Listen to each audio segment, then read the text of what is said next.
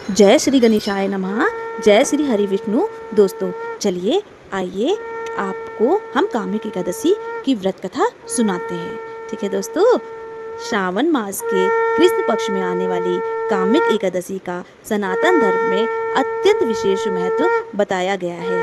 भगवान श्री कृष्ण ने धर्मराज युधिष्ठिर को इस एकादशी का महात्म्य बताते हुए कहा कि जो पुण्य काशी में निवास करने वाले को और गंगा स्नान करने, यज्ञ करने और तीर्थ यात्रा करने से मिलता है, उससे भी बढ़कर पुण्य, श्रद्धा और भक्ति से कामिका एकादशी का व्रत करने से प्राप्त होता है। ठीक है दोस्तों, और इस व्रत से आप सभी अपनी इच्छाओं को अब पूर्ति कर सकती हैं, कामना कर सकती हैं भगवान से। ठीक है दोस्तों, चलिए आइए इस व्रत कथा की शुरुआत करते हैं। प्राचीन समय में एक गांव में एक क्षत्रिय रहता था। एक दिन किसी विवाद के कारण उसका एक ब्राह्मण से झगड़ा हो गया दोस्तों। क्रोध में आकर उससे बहुत बड़ा पाप हो गया और ब्राह्मण की मृत्यु हो गई। इस घटना के बाद वह अत्यंत दुखी रहने लगा। उसने अनेक ब्राह्मणों से अपने पाप के प्रायश्चित का उपाय पूछा। ठीक है, सबसे हर एक ब्राह्मण से, बहुत सारे ब्राह्मण से उसने सोचा कि पाप का प्रायश्चित तो करना है, हमसे गलती तो हुई है, तो वह हर एक ब्राह्मण से इसका प्रायश्चित का उपाय पूछने लगा। तब विद्वान ब्राह्मण ने कहा, तुमने ब्रह्म हत्या जैसा महापाप किया है, इसका प्रायश्चित कठिन है। ठीक है दोस्तों, उसने बहुत बड़ा पाप किया ना, किसी ब्राह्मण की हत्या करना बहुत सारे पापों के बराबर होता है, तो इसका प्रायश्चित भी कठिन होगा दोस्तों। लेकिन यदि तुम पूरे मन से श्रावण कृष्ण पक्ष की कामिक एकादशी का व्रत करो तो भगवान विष्णु की पूजा करो, रात्रि में जागरण करो और द्वादशी दिन विधि पूर्वक दान पुण्य करके व्रत का पालन करो, तो भगवान श्री हरि की कृपा से तुम्हारे पापों का नष्ट हो सकता है।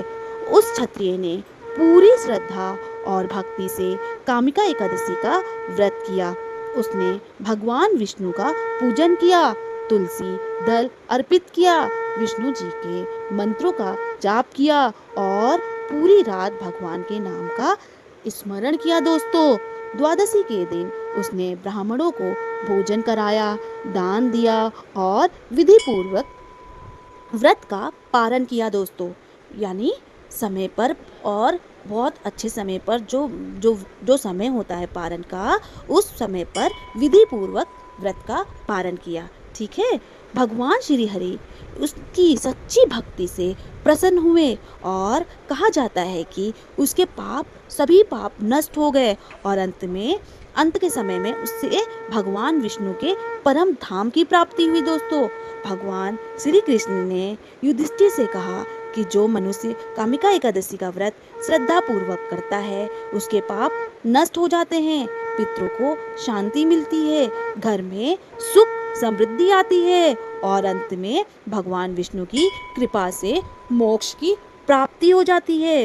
इस दिन भगवान विष्णु को तुलसी दल अर्पित किया जाता है, अत्यंत शुभ माना जाता है दोस्तों।